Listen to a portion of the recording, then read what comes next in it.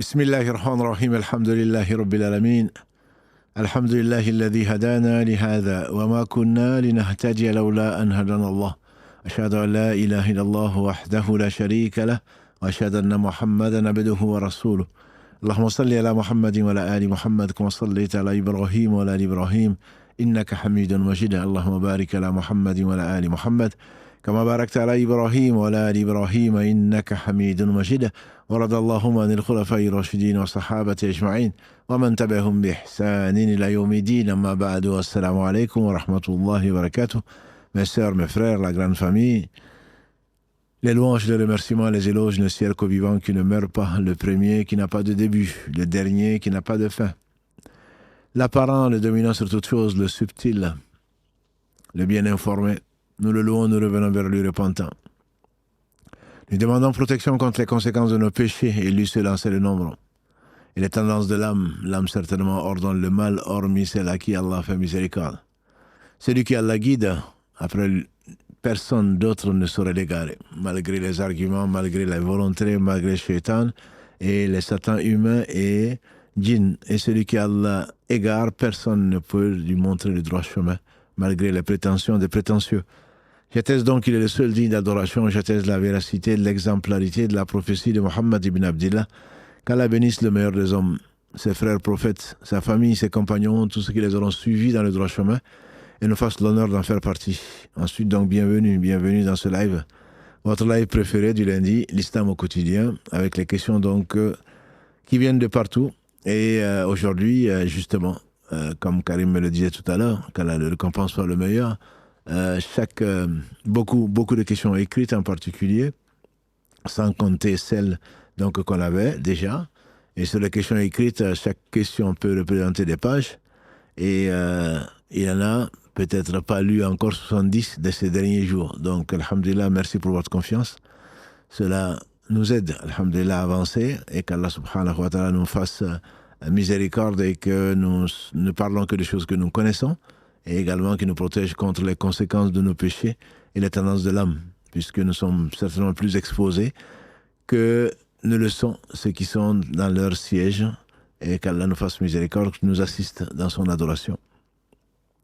Donc aujourd'hui particulièrement, nous avons beaucoup de questions et on vous a peut-être encouragé effectivement à mettre Islam au quotidien en objet donc de votre mail, et des mails, il y en a plus de 4000.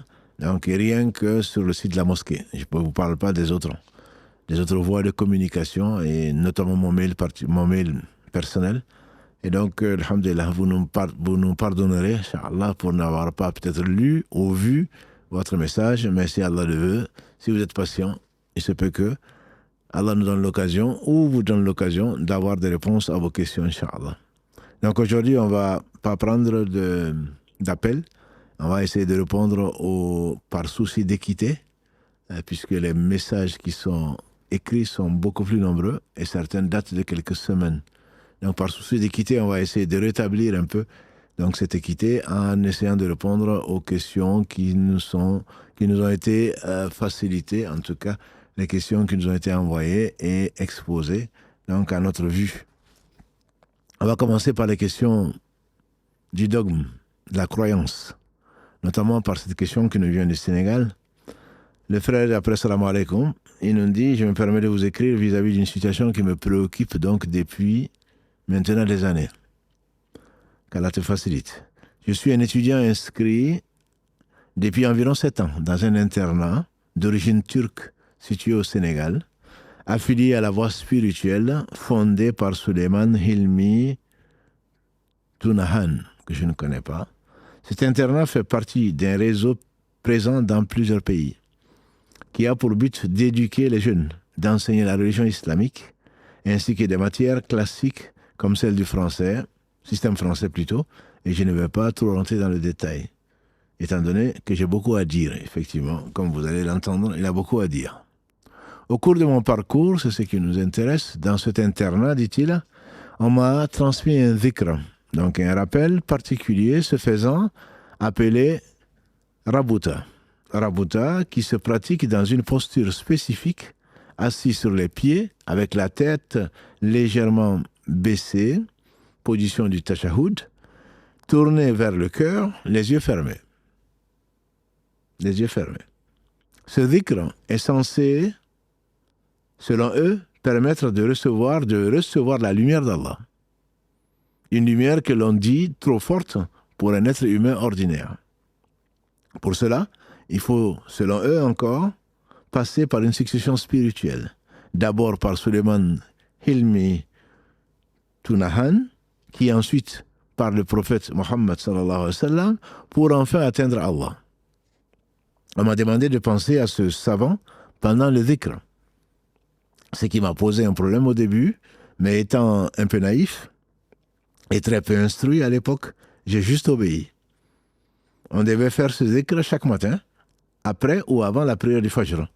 Donc je le faisais au début comme eux, mais après quelques années, ce doute a ressurgi dans mon esprit et j'ai finalement arrêté cette pratique douteuse. Même si on me disait de le faire, je faisais juste des istighfar, c'est-à-dire demandes de pardon, et salawat, les prières sur le prophète sallallahu alayhi wa sallam. Mais en plus de cela, chaque mercredi et jeudi, tous les élèves sont contraints de l'internat de participer à des séances collectives où l'on fait un cercle, puis on récite plusieurs sourates et invocations. Lors du début de ces séances, toutes les lumières sont éteintes. Et on est assis en position de tashahoud, les yeux fermés et la tête baissée, comme il a dit, faisant face au cœur. Ils disent réciter la Fatiha et 3 fois Ikhlas, Qul Allahu Ahad, pour le prophète Mohammed sallallahu alayhi wa sallam. Et pour leur oustaz Suleiman, Hilmi Tunahan. Je crains que cela revienne plutôt associer un homme au même pieux au prophète sallallahu alayhi wa sallam dans un acte d'adoration. Ce qui me semble être une innovation, bid'a, et potentiellement une forme de shirk, association. Ensuite, on devait faire l'istighfar, les salawats, le dhikr, donc rabouta, et on doit réciter ikhlas un total de 1000 fois. De 1000 fois divisé par un responsable, dirigé par un responsable, divisé entre les participants. Ces séances sont ritualisées et dirigées par un responsable. Bien que je participe, car je récite uniquement les ikhlas, donc Qul Allahu Ahad, les istighfar et les salawat. Et je m'abstiens de réciter ou de faire des choses qui me semblent pas légitimes. De plus, la manière dont on fait ce dhikr, en pensant à ce savant comme intermédiaire pour accéder à la lumière d'Allah, me paraît contraire à la pureté du tawhid, l'unicité d'Allah, enseignée par le Coran et la Sunna. D'ailleurs, il y a une rumeur au sein des écoles selon lequel le fait de ce dhikr à quelqu'un sans une permission préalable pourrait rendre fou ou folle la personne. Les enseignants m'ont proposé de devenir formateur dans ce système après une formation de 2 à 3 ans. Je crois que je vais décliner l'offre car je ne souhaite pas m'engager plus profondément dans cette voie que je juge douteuse, enfin pour le moment. Alors, imam, au vu de cette situation, j'aimerais des conseils et des éclaircissements et qu'Allah vous paye pour tout ce que vous apportez à la communauté, Inch'Allah. Assalamu alaikum. On te dira alaikum assalam wa rahmatullah. C'est une question importante et Allah est miséricordieux. Allah est miséricordieux. Il a envoyé un prophète, le sceau de la prophétie, le meilleur des hommes. Je te renverrai ainsi que tous ceux qui se posent des questions sur cette voie ou sur d'autres voies, qu'Allah seul sait, au live du mercredi dernier, de la médecine des cœurs, où on a parlé donc des pratiques qui vont à l'encontre de ce que le prophète sallallahu nous a enseigné. En effet, si tu as des doutes dessus, c'est bien parce qu'il y a un problème. Il y a un problème sur le principe. Allah a parfait sa religion, verset 3 de la sourate 5. Allah subhanahu wa ta'ala a repris la vie du prophète sallallahu et qui nous a dit, il nous a laissé 2 choses. Si on s'y tient, jamais on ne sera égaré. Le livre d'Allah et sa sunna. Donc, appeler innovation, effectivement, tout acte en parole, acte du cœur, de la langue et des gestes qui sont en contradiction pour se rapprocher d'Allah, plutôt, qui n'ont pas été enseignés par le Muhammad sallallahu alayhi wa sallam. Tout acte d'adoration, que ce soit un cercle, sur un tapis blanc ou une position particulière, éteindre les lumières, se concentrer sur le cœur pour atteindre Allah, très certainement, c'est C'est une innovation et ça devient de l'association même carrément comme tu risques, comme tu l'as souligné plus tôt. Comment tu vas adorer Allah par une méthode que le prophète sallam n'a pas enseignée. Lui qui a dit ce qui a été rapporté, comme on le sait, par notre mère Aïcha, celui qui apporte à notre religion ce qui n'en fait pas partie, cet acte est à rejeter. Donc, d'un point de vue religieux, tu ne peux pas te rapprocher d'Allah autrement que par ce que le prophète t'a enseigné si tu crois vraiment que le prophète sallam est messager d'Allah. Et c'est ce que tu affirmes dans ton tashahhud, c'est ce qui te fait rentrer dans l'islam depuis qu'il est arrivé. Tous étant musulmans, certes, mais celui qui atteste que Allah seul mérite l'adoration et qui ne croit pas à la mission du prophète sallam ou qui pense qu'il y a un prophète qui est venu après lui, ou que le prophète sallam aurait enseigné, caché des choses. Ali ibn Abi Talib, on lui a demandé, est-ce que le prophète sallam vous a enseigné quelque chose de spécifique? Il a dit, je jure par celui qui a fendu la graine pour en faire donc un arbre ou un arbuste, et qui a tout créé, qui ne nous a rien donné de spécial. Sinon, ce qu'Allah nous a donné dans la compréhension du Coran et dans ce qu'il avait dans ses feuillets concernant l'héritage, etc., etc. Le prophète sallam, c'est mentir sur le prophète sallam, comme Karim l'a mis en réel, c'est mentir sur le prophète sallam que de dire qu'il a enseigné à certaines personnes ce qu'il a caché à d'autres. Sa mission est terminée. Nous attestons qu'il a fait parvenir son message. Il n'a rien dit. Un des compagnons, qu'il a pris de côté, il lui a dit, annonce à celui que tu vas trouver derrière cet arbre, ou ces arbres, que celui qui atteste qu'Allah seul mérite l'adoration, que Mohammed sallallahu alayhi wa sallam est son messager. Et il entrera au paradis, quels que fussent ses péchés. Et le compagnon l'a gardé, de crainte que les gens ne se basent dessus, que les gens ne se reposent dessus et ne fassent rien. Et avant sa mort, il l'a dit publiquement, il a transmis, de crainte d'avoir caché quelque chose du hadith du prophète sallallahu alayhi wa sallam, donc de ce qu'Allah lui a révélé. Nous on dirait aujourd'hui, c'est pas quelque chose d'important. On sait, dans d'autres hadiths, que celui qui a tant soit peu dans le cœur l'unicité pure, certainement ne sera pas éternel en enfer. Mais de façon particulière, de passer par qui qu'il soit, je ne sais pas quel est ce cheikh, fût-il un saint, je ne sais pas si c'est lui qui a demandé ça ou pas, je ne suis pas là dans le jugement et je ne sais pas, je ne parle pas de ce que je ne connais pas. Peut-être que c'est des gens après lui qui l'ont adoré et qui ont menti sur lui. Je ne sais pas. Ou c'est lui qui a demandé ça? Certainement pas. Ce n'est pas à faire. Il n'y a pas d'obligation, il n'y a pas d'obéissance à une créature dans la désobéissance au Créateur. C'est le Créateur qui a interdit de suivre une autre voie. وَمَنْ يُشَقِّقِ الرَّسُولِ مِنْ بَعْدِ مَا يَتَبَيَّنَ لَهُمُ الْهُدَى وَيَتَّبِعَ غَيْرَ الْمُؤْمِنِينَ نُوَلِّهِ مَا تَوَلَّى وَنُصْلِهِ جَهَنَّمَ وَسَاءَتْ مَصِيرًا. C'est ce que Allah nous dit dans le verset 115 de la sourate 4, dans la sourate Les Femmes. Celui qui va à l'encontre du messager, après que les preuves lui ont été données, et suit un chemin autre que celui des croyants, on le laisse comme il dit, il a tourné le dos, et ensuite il sera dans l'enfer, et quel mauvais lieu de séjour. Donc celui qui va à l'encontre de ce que le messager a dit. Le messager a dit, je vous ai laissé deux choses, le Coran et la Sunna. Si vous y attachez, jamais vous ne serez égarés.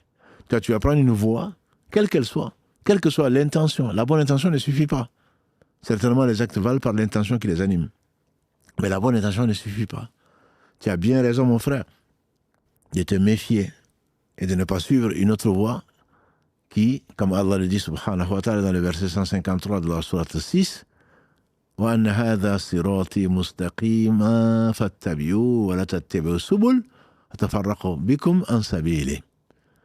Voilà mon chemin droit, dit Allah, en toute sa rectitude, toute sa clarté, toute sa largesse, toute sa justesse.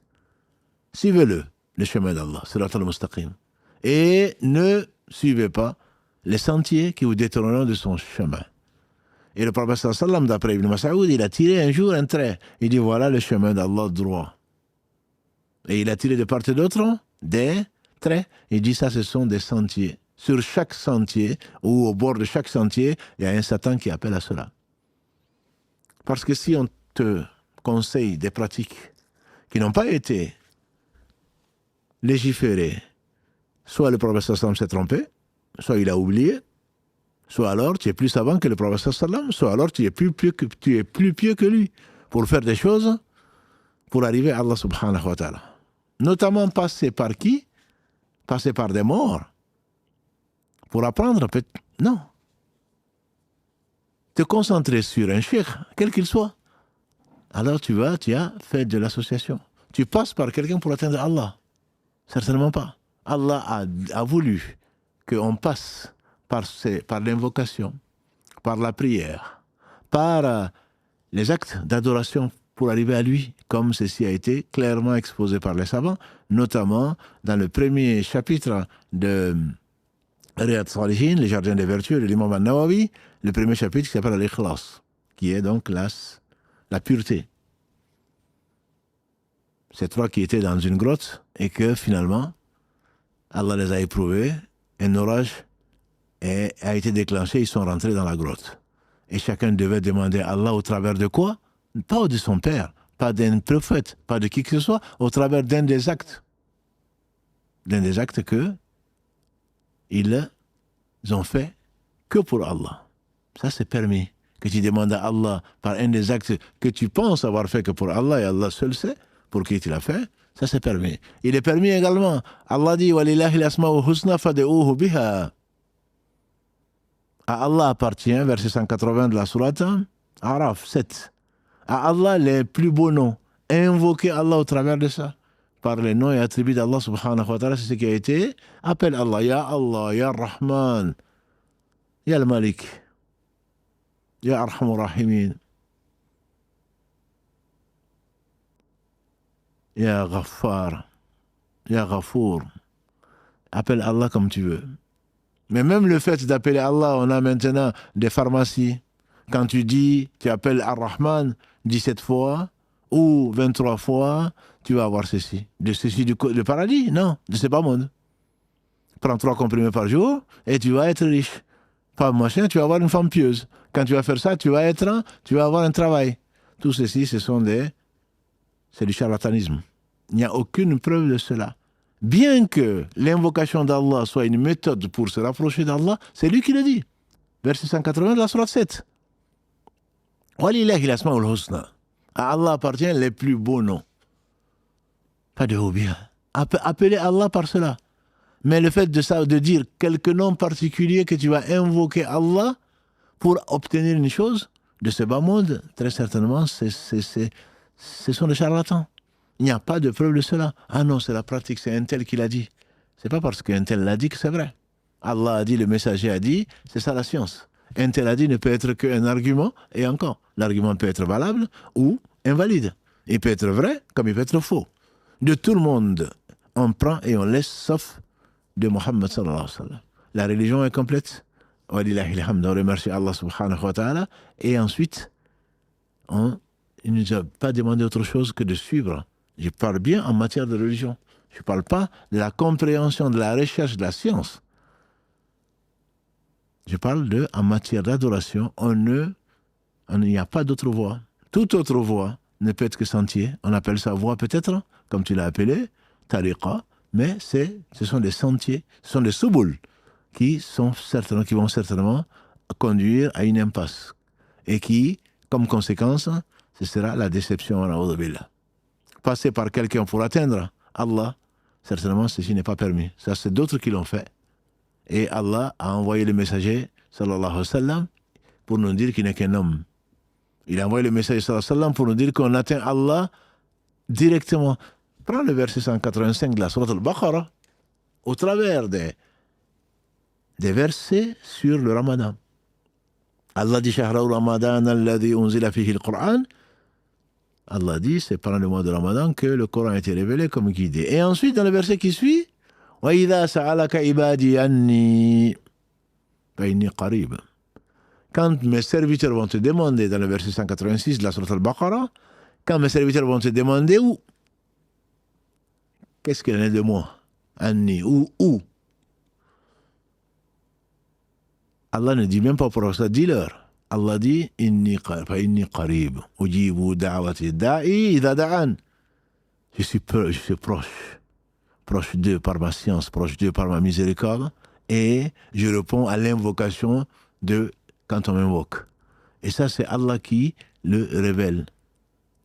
Et donc, on n'a pas besoin de passer par qui que ce soit pour atteindre Muhammad sallallahu alayhi wa sallam. En tout cas, ça, c'est le dogme des gens de la Sunna et de la Jama'a, même si il y a des arguments, ou en tout cas, ou des prétextes, je dirais, qui disent qu'il faut passer par un tel. Oui, mais on ne peut pas atteindre directement la lumière d'Allah. Bien sûr, la lumière d'Allah, qui peut la supporter? Personne ne peut la supporter.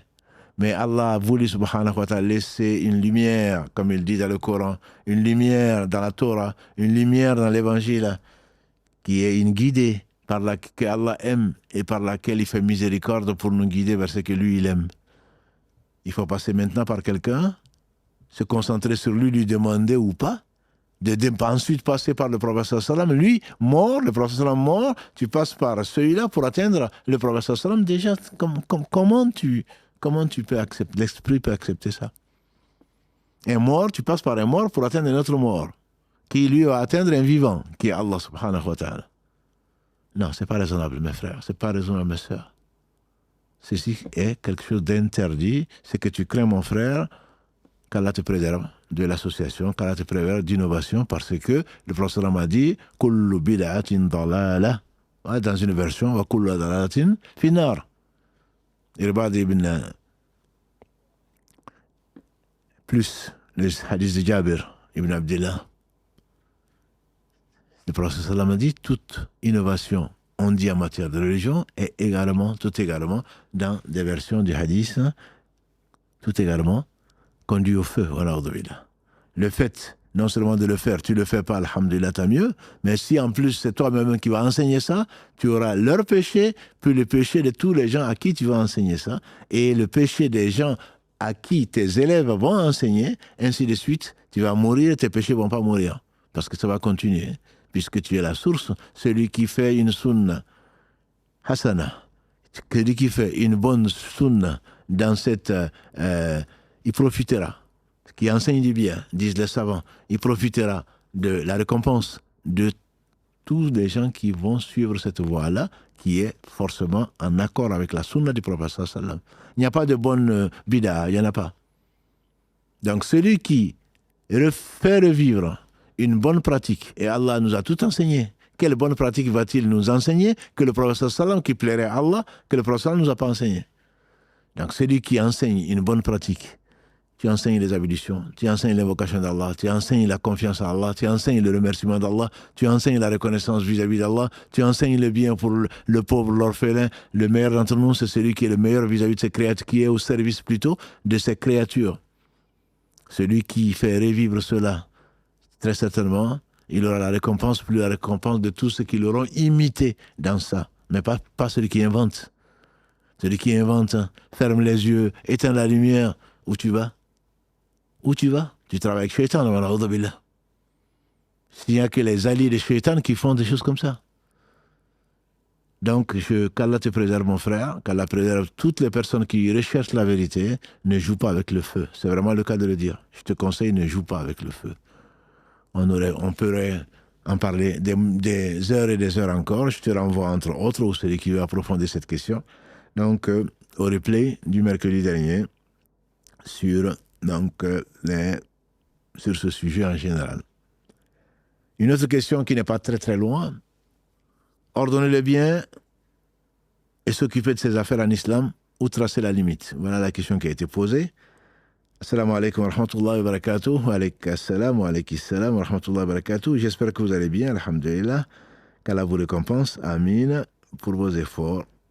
J'aurais une question que je peine à éclaircir. Où se trouve la limite entre ordonner le bien et interdire le mal, comme Allah le dit dans la sourate Al-Imran 3, verset 110, et le hadith authentique rapporté par l'imam Tirmidhi fait partie du bon islam d'une personne, min husni mara'i, taraka ma la yani, c'est délaisser ce qui ne le regarde pas. Hadith, effectivement, en tout cas, il a été authentifié par l'imam Tirmidhi. Le prophète sallam a dit, fait partie du bon islam, si on peut traduire ainsi, il n'y a pas de mauvais islam. Min husni islam mara'i, c'est-à-dire pour ce qui peut parfaire ou enjoliver l'islam d'un homme, mot à mot, tark ma la yani, délaisser ce qui ne le regarde pas. Donc mon frère ou ma sœur, barakallahu fik, je viens d'un pays d'Afrique de l'Ouest, dit-il, où le shirk est malheureusement très répandu. L'association donc. Beaucoup de gens suivent encore des guides religieux, aujourd'hui décédés, dont certains allaient jusqu'à promettre le paradis. Qui sont-ils pour le promettre? Se présenter comme la réincarnation du prophète sallam. Ça, c'est de l'association, c'est de la mécréance. Ne pas jeûner, car, soi-disant, élu de Dieu, et ils ne jeûnent pas. Ou même descendants très influents, non? Ou même écrire des textes mis au même rang que le Coran. Bien entendu, c'est de l'égarement, c'est de l'ignorance, celui qui dit ça ou celui qui y croit surtout. Leurs descendants très influents dirigent des confréries puissantes mêlées au pouvoir politique et sont toujours suivis. Qu'Allah nous guide et les guide. Quand on ose exprimer une critique et rappeler les limites de la religion, on nous répond simplement « laisse ce qui ne te regarde pas ». Donc, ou parfois des insultes et des menaces de mort. Comment réagir face à cela? Où s'arrête le silence et où commence notre responsabilité vis-à-vis du tawhid et de la vérité? Barakallahu fikum, barakallahu fiki ou barakallahu fika, mes frères et sœurs. Alors, il faut comprendre, il faut savoir que ordonner le bien, interdire le mal est une obligation pour celui qui peut. C'est une obligation juste après la foi.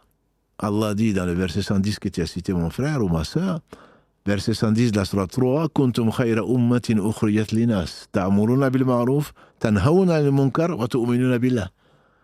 Allah dit dans le verset 103 de la même sourate, donc juste avant, Wal takum minkum ummatun yad'una ila al-khayr, wa ya'muruna bil ma'ruf, wa yanhawna anil munkar, wa ulaika humul muflihun. Que sorte de vous une communauté qui ordonne le bien, interdit le mal, et qui appelle le bien, ordonne le bien, interdit le mal, et voilà ceux qui réussissent. Wa ulaika humul muflihun. En dehors de cela, il n'y a pas de réussite.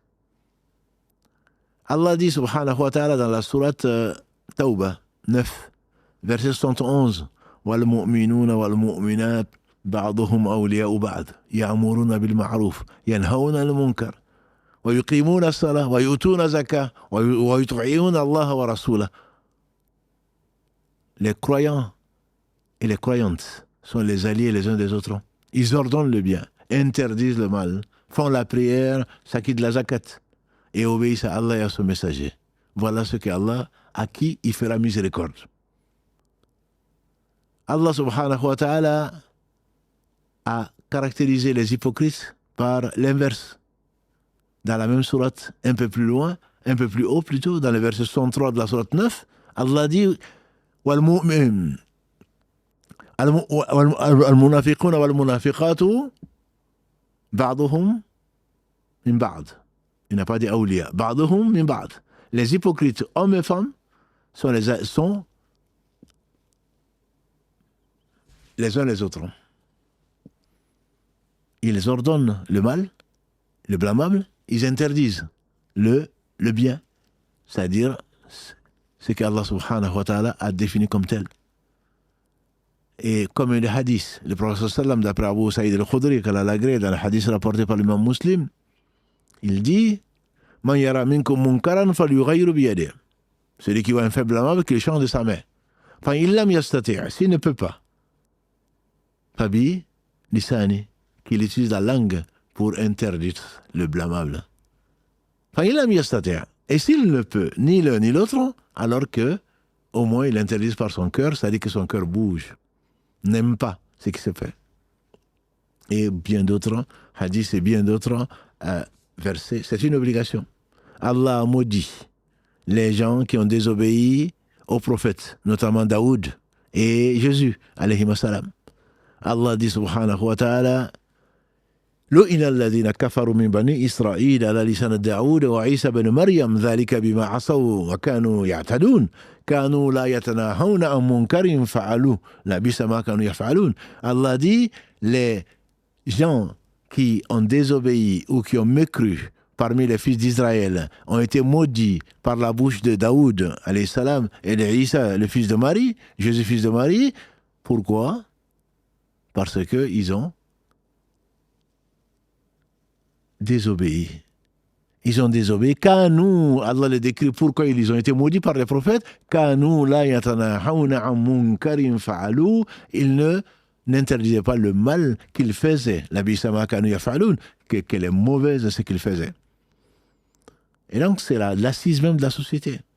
C'est une miséricorde d'Allah sur la société. Imaginons que chacun fait ce qu'il veut, il n'y a personne pour réagir. Et notamment, Allah a envoyé la meilleure religion, celle qu'il a créée. Allah a envoyé les meilleurs des hommes, que sont les prophètes, alayhi salam. Allah a préservé le bien pour ces créatures. Et il y a des gens qui viennent pour le salir. Il y a des gens qui se prennent pour des prophètes. Il y a des gens qui disent qu'il y a mieux que le Coran qui a été révélé. Il y a des gens qui disent qu'ils ne jeûnent pas parce qu'ils sont arrivés à un certain stade.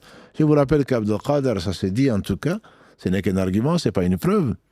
On dit qu'Abdul Qadir, quelqu'un s'est présenté à lui en rêve, en disant, moi je suis Dieu, maintenant tu peux arrêter de prier, tu peux arrêter de jeûner, j'étais satisfait de toi. On dit qu'Abdul Qadir lui a répondu dans son rêve, parce que ce qui est dans le cœur sort dans les rêves, c'est ce qui va nous sauver, Inch'Allah, dans la tombe, parce qu'on a cru en Allah subhanahu wa ta'ala grâce à lui dans cette vie, dans la tombe, quand on va te demander qui est ton Seigneur, quelle est ta religion, qu'est-ce que tu penses de Mohammed sallallahu alayhi wa sallam, il n'y a pas besoin de réviser. C'est ce que tu as vécu dans ce bas monde-là qui va te servir. Ne vois-tu pas que quand tu as des cauchemars et que tu penses être possédé par Shaitan, que tu essaies de parler, que tu n'y arrives pas, dans les cauchemars, ça arrive à beaucoup. Quand tu commences à lire Ayatul Kursi, quand tu commences à dire A'udhu billahi minash shaitanir rajim, l'effet s'arrête alors que tu es en train de rêver, alors que tu es en train de dormir. Pourquoi? Parce qu'au fond de toi, tu sais qu'Allah seul protège. Et c'est rassurant. C'est rassurant. Et que Shaitan ne peut rien aux gens qui mettent leur confiance à Allah subhanahu wa ta'ala. Et donc Abdul Qadir lui dit, je sais que tu es Shaitan, toi. Tu sais que tu es Shaitan parce qu'on ne voit pas Dieu. Toi, tu viens te présenter à moi comme quoi tu es Dieu, on ne voit pas Dieu. Tu n'as pas vu ce qui est arrivé à Moussa? Quand Allah a révélé ce qu'il a révélé à Moussa, wa kallama Allahu Moussa taklima, Moussa était tellement content, il a demandé à Allah de le voir. Verset 143, si ma mémoire est bonne, de la sourate 7. Il a demandé à Allah de le voir, tellement il était content. Allah dit, tu ne me verras pas. Les savants rajoutent dans ce bas monde, puisque notre croyance, c'est qu'on verra Allah au jour du jugement dernier. Ceux qui vont rentrer au paradis, qu'Allah nous compte parmi ceux-là. Ce sont des hadiths qui ont été rapportés par des dizaines et des dizaines de compagnons du prophète sallallahu alayhi wa sallam, dont on ne peut penser que du bien. Il dit, toi tu es Shaitan, on ne voit pas Dieu dans ce bas monde. On dit que celui qui s'est présenté comme Dieu s'est mis à pleurer. Il dit, pourtant j'en ai trompé plus d'un. J'en ai trompé plus d'un. Il les a arrêtés de prier, arrêtés de jeûner parce qu'ils sont arrivés au stade, n'est-ce pas? Ils n'ont plus besoin. Allah dit à son prophète sallallahu fa'budullah hatta ataka al-yaqin. Adore Allah jusqu'à ce que le yaqin t'arrive, la certitude.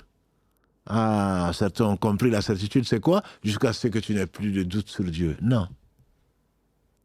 Les preuves sont là pour dire que la certitude, c'est jusqu'à ce que la mort t'arrive. Il n'y a pas de divergence entre les savants de la sunna sur ça. Et de la jama'a, il n'y en a pas. La certitude, ce n'est pas quand tu vas te prendre pour un prophète, ou va te prendre comme tu es au paradis. Celui-là, il va te... La pire des choses que j'ai entendues, c'est que, suis-moi, et dans la tombe, quand Nakir et Munkar vont te demander qui est ton Seigneur, quelle est ta religion, qu'est-ce que tu penses de Mohammed sallallahu alayhi wa sallam, c'est moi qui vais répondre. Qui es-tu pour répondre? Tu sais ce qui se passe dans la tombe? Et quand tu seras dans la tombe, peut-être qu'il est déjà mort, celui qui a dit ça, mais il verra que personne ne pourra rien pour lui-même. Personne ne pourra rien pour lui. Même lui-même, parce qu'il s'est pris pour ce qui n'est pas. Il est associé à... Même le prophète sallallahu alayhi wa sallam n'a pas cette possibilité-là, il ne l'a jamais dit. Et c'était l'homme le plus véridique. Il n'a jamais dit qu'il allait répondre à la place de quelqu'un. Il n'a jamais dit, non, ne prie plus. Jusqu'à ces derniers instants. Le prophète sallallahu alayhi wa sallam, quand il a perdu connaissance, combien de fois, il dit, est-ce que vous avez prié? On dit, non, on t'attend. Et à nouveau, la faiblesse physique arrivait, il perdait connaissance. Et la prière, on dit, on t'attend encore. Il a dit, dites à Abou Bakr de diriger la prière. sallallahu alayhi wa sallam. Qu'Allah bénisse ce prophète, sa famille, ses compagnons, tous ceux qui les auront suivis dans le droit chemin. Et donc, ordonner le bien, interdire le mal, le prophète nous a donné le plus bel des exemples. Il a dit, c'est l'équivalent de quelqu'un, de deux groupes de gens qui sont dans un navire.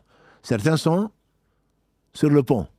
Le pont, pour vous dire, c'est pas le pont qu'on traverse, c'est le pont d'un navire, c'est le niveau zéro, si on peut l'appeler, l'eau est juste à côté. Il y a d'autres qui sont dans la cale, où on stocke les esclaves, où on les stockait, la cale où on stocke les marchandises, ou quand il n'y a pas de place, où c'est le deuxième degré. Parce que ceux qui sont au premier, n'est-ce pas, ils ont une vue sur la mer, ils ont vue sur le soleil, ils ont vue sur, et il y a d'autres degrés qui sont donc dans la cale. Il dit, les gens qui sont dans la cale, c'est-à-dire l'homme moyen, est obligé de monter quand il y a besoin d'eau. Et quelle meilleure eau que la science. Quand il y a besoin d'eau, ils sont obligés de monter pour recueillir l'eau et le boire. Mais ils font des efforts, ils vont monter par l'escalier, ils arrivent au niveau du pont et ils vont puiser l'eau. Et puis, quelques idiots parmi eux vont dire, mais pourquoi monter? C'est pas la peine, l'eau est juste à côté. Effectivement, nous sommes dans l'eau, en fait. Il suffit de percer le bateau pour recueillir de l'eau. Il dit, si on les laisse faire, qu'est-ce qui va se passer? L'eau va envahir le bateau et ils vont tous se noyer, ils vont tous mourir. Et ordonner le bien, interdire le mal est exactement comme ça. Si tu veux que les gens fassent ce qu'ils veulent, oui, bien sûr, on fait ce qu'on veut. Très bien. Ça te concerne, mon frère. Ça te concerne, ma soeur. Quand tu vois le prophète, il t'a dit, celui qui voit un fait blâmable, est-ce qu'il y a plus blâmable que de se prétendre prophète ou que de prétendre quelque chose de mieux ou l'équivalent du Coran a été révélé? Y a-t-il plus blâmable alors qu'Allah, dans sa miséricorde, a sauvé l'humanité, en tout cas ceux qui espèrent sa rencontre, qui sont convaincus de sa rencontre? C'est le plus grand bienfait qu'il a déversé sur l'humanité, bien que tout bienfait vient de lui.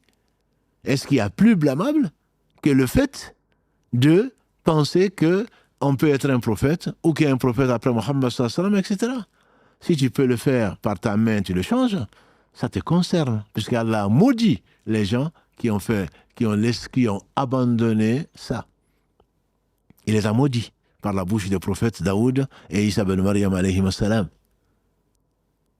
Et donc, si tu penses que ça ne te concerne pas, je ne parle pas de toi, je suis sûr que tu sais que ça te concerne. Les gens qui te disent non, c'est pas ton affaire. Parce qu'il y a le hadith du prophète sallam rapporté par Tirmidhi parmi ceux qui embellit. Ce qui ne te concerne pas, l'explication du hadith, c'est ce qui t'est pas utile. Et là, ça t'est utile, sinon tu seras maudit. Les fils d'Israël, disait le prophète sallam, les savants parmi eux, ils ordonnaient le bien, bien sûr, parce qu'on pense du bien d'eux. Ils interdisaient le mal. Mais comme ils voyaient que les gens ne changeaient pas, ben ils ont arrêté de le faire, ils se sont assis avec eux, Allah les a tous maudits en même temps. Ceux qui savaient, ceux qui ordonnaient, qui ont arrêté, Allah les a tous maudits. Qu'un ange a été envoyé à un peuple parce qu'il faisait le mal. Et l'ange a dit à Allah subhanahu wa ta'ala, parmi eux, il y a des savants. Il dit, mais commencez par eux. Donc, ce qui ne t'intéresse pas, ce qui n'est pas de ton ressort, c'est là où il n'y a aucun bien dedans, c'est que tu interviennes. Ordonner le bien, interdire le mal, c'est une obligation.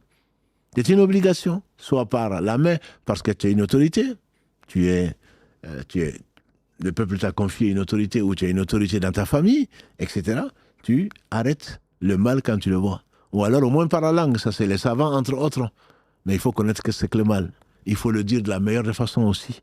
Mais tu peux le faire. Si tu peux le faire, tu deviens un shaitan muet. Si tu vois le bien et tu ne l'ordonnes pas, tu vois le mal qui est fait et tu ne l'empêches pas, au moins par la langue. Ça, ce n'est pas bien. Allah a, par miséricorde, interdit ceci pour vous. Allah, par miséricorde, a ordonné ceci pour vous. Toi, tu ne le dis pas. Tu restes tout seul, tu fais ça dans ton coin. Eh bien, il se peut que tu sois maudit, comme d'autres ont été maudits par la bouche de Daoud et Isa ben Maryam alayhi salam. Donc, il faut comprendre le hadith. Mais ce qui est certain, c'est que tu ne peux pas, si tu parles aux gens de ce qui est du bien pour eux, et très certainement Allah a voulu du bien pour eux, si tu parles aux gens, c'est une obligation pour toi, et même si personne ne te suit. Et on a dit, dans le hadith rapporté par Al-Bukhari, d'après Ibn Abbas, radiallahu anhuma, un prophète viendra au jour du jugement dernier avec lui personne. Il a appelé au bien, on n'en doute pas. Il a interdit le mal, on n'en doute pas. Et Allah l'a assisté, certainement. Mais Allah a scellé le cœur de ces gens-là qui n'ont pas suivi. Et néanmoins, il est prophète. Il sera bien entendu au paradis. Il a fait parvenir son message. Allah l'a assisté. Mais peu importe ce que les gens vont faire. Mais il faut le dire de la meilleure des façons. Appelle au chemin de ton Seigneur par la bonne exhortation, et par la sagesse et la bonne exhortation. Tu ne vas pas leur dire espèce d'associateurs, comme on entend parfois dans des pays. Ceux qui prient comme ça, ceux qui font ça, c'est des associateurs. Est-ce que c'est comme ça qu'il faut appeler Allah? Est-ce que c'est à Allah que tu appelles ou c'est à ta passion que tu appelles? Le meilleur, l'un des meilleurs des hommes que la terre a porté, on dit c'est le deuxième meilleur homme que la terre a porté, je pense à notre père Ibrahim. Qu'est-ce qu'il dit? Ya Abati, mon cher père, ne n'adore pas Shaitan, ne fais pas ceci, ni mon cher père. Je crains que Shaitan ne t'entraîne en enfer, mon cher père, avec douceur. Pourtant son père était un fabricant d'idoles. Allah dit à Moussa et Haroun, deux prophètes qu'il a envoyés à Pharaon. Et qui? Pharaon, qui s'est pris pour Dieu. Dites, vous deux, parlez-lui de la meilleure façon. Une belle parole, une parole douce. Peut-être qu'il va se rappeler, ou peut-être qu'il va craindre. Donc il y a une façon d'appeler au bien, et une façon d'interdire le mal. Mais en même temps, tu ne peux pas rester, parce que ça ne me regarde pas. Chacun aura sa tombe, certes, et toi tu verras ce qui t'attend dans ta tombe, qu'Allah subhanahu wa ta'ala nous préserve de tous les maux, notamment du châtiment de la tombe, du châtiment de l'enfer, et qu'Allah subhanahu wa ta'ala nous enseigne ce qui nous sera utile. Donc ça c'est deux points qui me paraissaient importants, on est resté un peu dessus, parce que je pense malheureusement, ou heureusement, Allah ne fait que le meilleur, et Allah est témoin qu'il a fait parvenir son message, que Mohammed a fait parvenir son message, que des gens l'ont suivi, les héritiers des prophètes, qui défendent corps et âme, bec et ongle, donc ce que Allah aime, à savoir la vérité, et malgré la répulsion de ceux qui se cachent ou qui veulent cacher le soleil par leurs mains, parce que la vérité, ils la connaissent. Et personne d'autre qu'Allah subhanahu wa ta'ala, après le prophète sallallahu alayhi wa sallam, n'a été chargé de nous transmettre la vérité, sinon les savants, donc les héritiers des prophètes, mais qui vont être des prophètes, pas des héritiers de leur, qui appellent à leur passion, qui appellent à Allah subhanahu wa ta'ala, ou la sabili rabbika, appelle au chemin de ton Seigneur et pas appelle à ton sentier. Wallahu ala wa alam. Une question qui nous intéresse également, qui est venue, donc qui a été posée, une question sur le fait de rêver du prophète sallallahu alayhi wa sallam. Après le salam de l'islam, je vous contacte pour avoir des informations à propos d'un rêve que j'ai fait. Il y a quelques semaines, j'ai rêvé du prophète sallallahu alayhi wa sallam. Il est apparu dans mon rêve, à ce moment-là, une voix qui venait de derrière moi a dit « C'est le prophète Mohammed sallallahu alayhi wa sallam ». Il était face à moi, il avançait à cheval vers moi, puis il s'est arrêté. On s'est regardé dans les yeux, sans rien dire. Moi, j'étais sous le choc et impressionné. Ensuite, il est reparti. Il était vêtu de blanc, son cheval était également blanc. Il y avait une autre personne derrière lui, mais cette personne était en second plan et je n'ai pas pu voir si c'était un homme ou une femme. La question, je tenais à vous dire qu'en ce moment, je vis des épreuves difficiles. Je souhaiterais savoir pourquoi j'ai fait ce rêve, quelle est la signification. Allah seul sait quelle est la signification. Les rêves sont de trois sortes, a dit le prophète sallallahu alayhi wa sallam. Un rêve qui vient d'Allah, qui t'apaise, même si tu es impressionné, qui te détend, tu as une poitrine qui est détendue, et tu dois remercier Allah et le raconter aux gens que tu aimes. J'espère qu'on fait partie de ces gens que tu aimes, et que ça t'a apaisé. Un rêve qui vient de Shaitan, qui est le cauchemar que l'on connaît, et un rêve qui vient de ton subconscient. Subconscient, demandez Sarah, qu'est-ce que c'est? Subconscient, c'est à quoi tu penses tellement, toi-même tu sais même pas que tu penses tellement au fond de toi, tu penses et ensuite, donc tu imagines, tu veux épouser un homme de ton rêve, une femme de ton rêve, et tu la vois en rêve. Ce n'est pas parce que Dieu t'a dit qu'il faut l'épouser, c'est parce qu'au fond de toi, tu la désires tellement que tu finis par en rêver. Voilà, c'est ce qu'on peut appeler le subconscient. Donc, il y a ces trois types de rêves. Si ton rêve, ma sœur, puisque tu as mis au féminin, Si ton rêve, ma sœur, vient, t'a détendu, même si t'es impressionné, tu n'as pas été effrayé, ça t'a rassuré, alors on dirait que ça vient d'Allah, pour te rassurer. Dire que tu as vu le prophète sallam en rêve, c'est quand même une affirmation. Le prophète sallam a dit, celui d'entre vous qui m'a vu en rêve, m'a vraiment vu en rêve. Parce que Shaitan ne peut pas prendre ma forme. Parce que dans les rêves, Shaitan peut prendre la forme de ton maître, ton cheikh, peut prendre la forme de, je ne sais, d'un animal, peut prendre la forme de ta bien-aimée, peut prendre la forme de je ne sais quoi d'autre, n'importe quelle forme, pour te détourner. Il peut le faire. Mais celui qui voit le prophète sallam en rêve, l'a vraiment vu en rêve. Alors c'est pour ça que les savants, il y a beaucoup de prétentieux. J'ai vu quelqu'un en rêve, oui. J'ai vu le prophète sallam en rêve. Est-ce que tu le connais? Quand un compagnon dit que j'ai vu le prophète sallam en rêve, oui, il a vu en rêve parce qu'il le connaît, il l'a reconnu. Et on sait que Satan ne peut pas prendre sa forme. Mais quand toi ou moi, ou Karim, dit qu'il a vu le prophète sallam, comment on peut l'affirmer? Mais si derrière toi, effectivement, il y a quelqu'un qui t'a dit que c'est le prophète sallam, ça peut être vrai comme ça peut être faux. Et ce que les savants disent, affirment, et à juste titre, il est hors de question que dans un rêve, on te dit de faire des choses qui n'ont pas déjà été légiférées puisque l'islam est complet. Quelqu'un dans ton rêve, vous connaissez certainement cette fameuse lettre qu'on photocopiait avant et que maintenant on scanne et qu'on envoie par mail. Avant, on les envoie par la poste. Cheikh Ahmad était un jour adossé à la Kaaba entre le sommeil et la veille, et il aurait dit qu'il a vu le prophète sallallahu alayhi wa sallam, et qu'il dit à Ahmad, combien de gens de ma communauté sont morts cette nuit, sont rentrés en enfer. Donc celui qui recopie cette lettre ou transmet cette lettre 7 fois, il va avoir une promotion. Et celui qui ne le fait pas, il va avoir un malheur ici-bas. Moi, tu me dirais encore de le recopier 700 fois et que j'irai au paradis, il n'y a pas de souci, même 7000 fois. Mais la fausseté de cette chose est évidente. On te dit de faire ce que le prophète n'a pas dit de sa vie, de son vivant. Donc, ce n'est pas quelque chose de légiféré. Une fois mort, personne ne peut dire que le prophète a dit ça, de faire ça. Alors que, ce n'est pas un hadith, Allah ne l'a pas conservé, il est mort. Le prophète ne viendra pas te dire ce qu'il faut faire. Allah peut te rassurer, c'est ce que j'espère pour toi, ma sœur. Allah te rassure, tu as beaucoup de problèmes, des épreuves. En voyant celui que tu penses être le prophète sallam, c'est une bonne nouvelle pour toi. Ça ne veut pas dire que tes problèmes vont se résoudre, ça veut dire qu'il faut patienter, ça veut dire qu'il faut prendre les moyens qu'il faut pour essayer de résoudre ces problèmes-là, ça veut dire qu'il faut invoquer Allah subhanahu wa ta'ala au travers justement de la voix du prophète sallam, ça veut dire qu'il ne faut pas aller voir de marabout, ça veut dire qu'il ne faut pas compter sur autre que Allah subhanahu wa ta'ala, et ça c'est important, ma soeur. Ça c'est important. Avoir le prophète sallam, on est convaincu, on est sûr que lui, il est sur la voie, il est mort sur la voie. Et c'est sur cette voie qu'on espère tous mourir. Donc reste ferme et n'écoute pas les charlatans. C'est comme ça que je l'interpréterai, mais je ne connais pas ta vie, je ne connais pas la situation.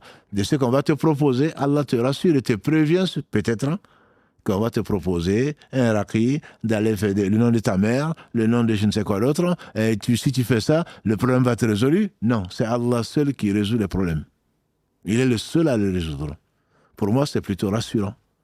Mais quant à l'intervention réelle, Allah seul le sait. Surtout pas pour toi, comme pour moi, comme pour d'autres. Quand on voit quelqu'un qui se présente comme le prophète sallam, dire dorénavant, c'est pas la peine de prier, ou dit 1000 ikhlas, 1000 kul Allahu ahad, la nuit du 15 Sha'ban, ou je ne sais quoi d'autre, tu vas rentrer au paradis. Non. Les savants sont unanimes, ça, ce n'est pas à suivre, ce n'est pas à respecter. Wallahu a'lam wa a'lam. Est-ce qu'aller chercher protection contre les balles de fusil, par exemple, auprès d'une tierce personne, peut être considéré comme du shirk, même s'il utilise des feuilles? Bien sûr. On demande protection. Le prophète sallallahu alayhi wa sallam, vous savez ce qu'il a dit à un jeune qui avait une quinzaine d'années, Ibn Abbas, radiallahu ta'ala anhuma, qui était monté derrière lui, sur la mule.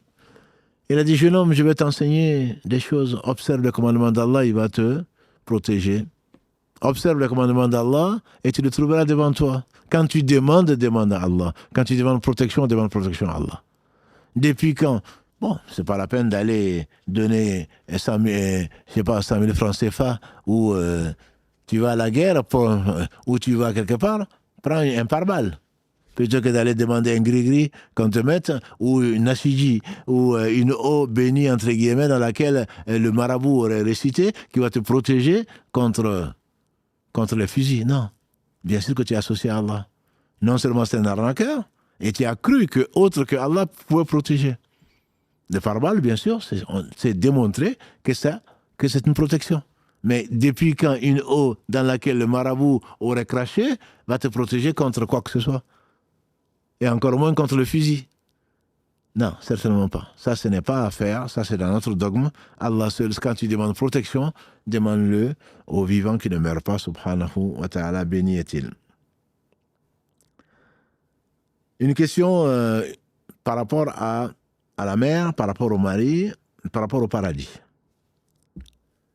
J'espère que vous portez bien, alhamdulillah, wa alaykum salam wa rahmatullahi wa barakatuh. Ma question, le paradis se porte sous le pied des mères. Ça, c'est un hadith qui est plus que discutable, pour ne pas dire qu'il n'est pas un hadith qui est authentique. Il y a des versions qui pourraient faire penser à ça, mais en tout cas, c'est qu'on l'entend souvent. Le paradis, souvent les mères, quand elles veulent de toi, elles te disent, ton paradis est sous mes pieds. Oui, mais toi, tu es où? Toi, tu es sous les pieds de qui? Voilà, donc elles vont te... Si tu ne fais pas ça, je vais te maudire. Tu es allé en enfer. L'enfer ne t'appartient pas, ma mère. Le paradis ne t'appartient pas non plus. Ton pied, je ne suis pas sûr qu'il soit sur le paradis. Mais il est clair, il est évident que le sens reste vrai. Le prophète sallam a dit, la porte principale du paradis, c'est la mer. Ça veut dire que si tu empruntes la bienveillance comme Allah te l'ordonne, entre autres dans le verset 23 de la sourate 17, et le prophète sallam te dit, quand on lui a demandé, Abu Hurayra rapporte, que quelqu'un est venu demander au prophète sallam à qui je dois le plus de bienveillance, il dit ta mère. Ensuite, il dit ta mère. Ensuite, il dit ta mère. Ensuite, quatrième fois, il dit ton père. Et ton Seigneur, وَقَدَى رَبُّكَ لَا تَعْبُدُوا إِلَّا إِيَّاهُ وَبِالْوَالِدَيْنِ إِحْسَانًا. Et il ne leur dit pas ouf, comme c'est la suite donc des versets de la sourate 17. Donc la mère est importante, le père est important. S'il faut être reconnaissant, il faut être très reconnaissant. Il faut être très reconnaissant. Non, il fallait que mon poutou est très joli, enfin pour moi je l'espère. Il vient de Fouta Djallon, je ne sais pas. En tout cas, c'est un frère guinéen, Barakallahu Fi, qui me l'a offert, comme d'autres m'ont offert d'Indonésie ou d'ailleurs. Donc, je fais une présentation de mode pour plaire à Allah subhanahu wa ta'ala, pour vous amuser peut-être. En tout cas, Barakallahu Fikum pour vos compliments. Et surtout, ne soyez pas détournés du discours en commentant le poutou. Comme plutôt, retenez, Inch'Allah, le bien qu'il y a dans ce qui a été dit. Donc, le paradis se porte sous le pied de vos mères. Une fois marié, le paradis du mari reste sous le pied de la mère. La mère reste ta mère, et qu'aucune femme, aucune belle-fille ne te dise de choisir entre ta mère et toi. C'est pas bon signe. C'est quelqu'un qui veut t'amener à l'enfer. Je dis bien que la mère est importante.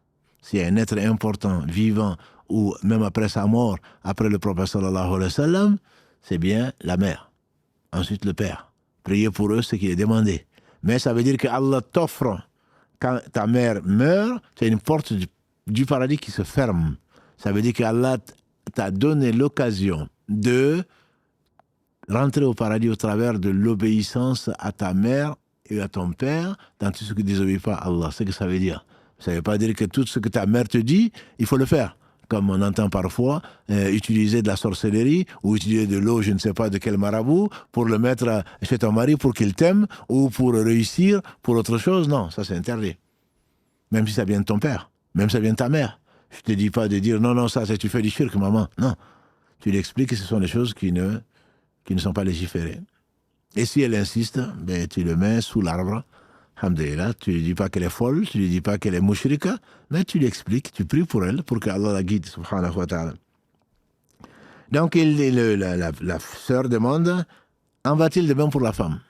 Une fois que tu es mariée, ma sœur, Allah t'a donné des devoirs qui sont nouveaux, tu dois être bien sûr bienveillante vis-à-vis de ton père, vis-à-vis de ta mère, vis-à-vis de ton mari. Ton paradis n'est pas sous le pied de ton mari, comme il peut te le dire. Le prophète sallam a dit, la femme qui fait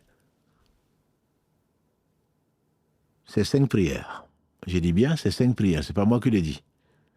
La femme qui fait ce qui lui a été ordonné, je dirais, ses devoirs vis-à-vis d'Allah, vis-à-vis de son mari, vis-à-vis de ses voisins, vis-à-vis de ceci, n'a pas d'inquiétude. L'homme aussi d'ailleurs. On va t'interroger sur tes devoirs, pas sur tes droits. La femme qui fait ses 5 prières, qui jeûne son mois de Ramadan, et qui meurt dans la satisfaction de son mari, rentre par la porte du paradis qu'elle veut. Voilà. Ça c'est un hadith, il est connu. Après que le mari soit celui que nous sommes souvent, un tyran, qui ne fait pas sa prière, qui ne fait pas ses devoirs vis-à-vis de sa famille et vis-à-vis des autres, et qui te dit c'est moi le mari, ton paradis est sous mes pieds, non. Non, c'est pas ce que ça veut dire du tout. Le meilleur d'entre nous, a dit le prophète sallam, c'est le meilleur avec sa famille. Dans une version, avec ses femmes. Donc ce n'est pas le meilleur mari, ce n'est pas parce que je suis mari que je suis meilleur et que mon paradis dépend de toi. Il faut se rappeler celui qui a dit à quelqu'un qui était dépravé, toi tu iras en enfer. Au jour du jugement dernier, on le verra, Inch'Allah. Allah va dire, toi va en enfer. Pourtant, il était quelqu'un de dévot. Il priait, il jeûnait, etc. Il avait tout le look de quelqu'un qui était pieux. Pourtant, il a dit à quelqu'un qu'il irait en enfer. Allah va le mettre lui en enfer, il va mettre l'autre au paradis. Allah va lui dire, qui es-tu pour te prendre pour moi? L'enfer ne t'appartient pas, l'enfer m'appartient. Le paradis m'appartient. J'y mets qui je veux. Et donc, il faut faire attention concernant ceux à qui Allah a confié un peu de pouvoir, et c'est très peu, par rapport à lui qui est omnipotent, sur d'autres personnes. Ça peut être des employés, ça peut être ton épouse, ça peut être tes enfants. Ne te prends pas pour ce que tu n'es pas, parce que sinon tu vas le regretter. On va continuer donc les questions, il y en a beaucoup, comme je vous ai dit, c'est la raison pour laquelle on va essayer de continuer, Inch'Allah. On a déjà presque atteint l'heure. Wa alayka salam, barakallahu fik. J'espère que vous allez bien, alhamdulillah. Je vous écris depuis la Côte d'Ivoire. J'apprécie vraiment ce que vous faites pour la communauté. Cela me fait énormément de bien depuis que je regarde vos vidéos, etc. Ma question est la suivante. J'ai regardé une de vos vidéos dans laquelle vous avez parlé du sacrifice du mouton à la naissance, à Aqiqa, et l'importance de ce sacrifice. Alhamdulillah, on en a effectivement parlé plusieurs fois. Si je réponds à ta question aujourd'hui, c'est parce que tu as posé une question particulière. Personnellement, c'est après des années, j'ai appris que mes parents n'avaient pas fait ce sacrifice de mouton. Et maintenant que je suis adulte, indépendant, alhamdulillah, j'aimerais faire ce sacrifice maintenant. Mais ma préoccupation est comment faire ce sacrifice. Est-il obligé que je tue le mouton et inviter les personnes à venir manger, ou dois-je donner cela en offrande à un musulman? J'aimerais avoir plus de détails et de précisions. En espérant une réponse, alhamdulillah, qu'Allah subhanahu wa ta'ala donc te facilite et t'accorde une femme pieuse, puisque tu demandes ça également, et tu as bien raison, c'est certainement la meilleure chose, le meilleur don en tout cas, après la foi bien sûr, dans ce qui est périssable parmi les êtres qu'Allah a créés, très certainement c'est la femme pieuse.